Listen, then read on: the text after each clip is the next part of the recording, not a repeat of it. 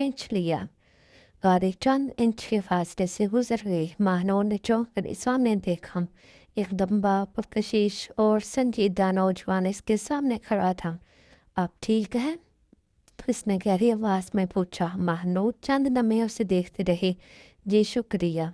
सड़क अबूर करते वक्त एहतियात किया करें। वो मुख्तसर सा कहकर मुड़ गया। महानूर की नजरें इसके पीछे जम गई।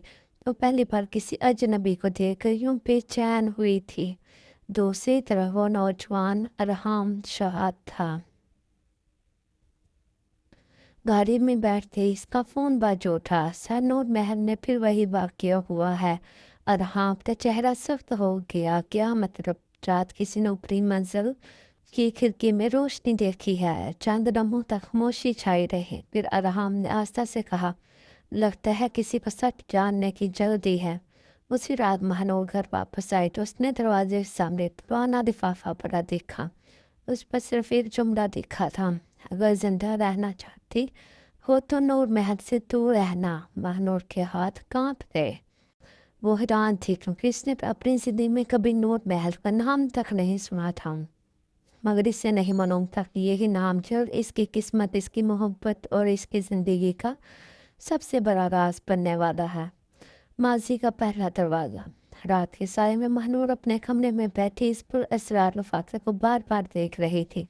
अगर जिंदा रहना चाहती हो तो नूर महल से दूर रहना। ये अल्फाज इसके ज़हन में थोड़ू की तरह गूंज रहे थे।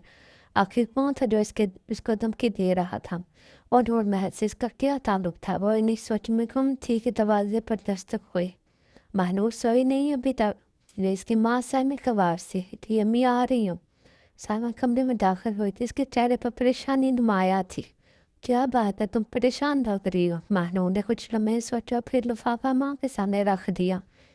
साइमा ने जैसे वो जुमला पढ़ा इसका रंग और सर्द पड़ गया। ये तुम्हें कहाँ से मिला? महानूर हैरान रह गए। अम्मी आप इतना घबरा क्यों रही हैं? साइमा के हाथ कांपने लगे। बेटा तुम इन बातों में ना पड़ो। क्यों? लेकिन क्यों? आखिर नूर महल है क्या? साइमा नजरें चुरा रही हैं। वक्त आने पर सब बता दूंगी। ये क्या? वो जल्दी से कमरे से निकल गए। महानूर मजीद उलझ गए। पहली बार इससे महसूस हुआ कि इसकी माँ इससे कोई बहुत बड़ा राज छुपा रही है।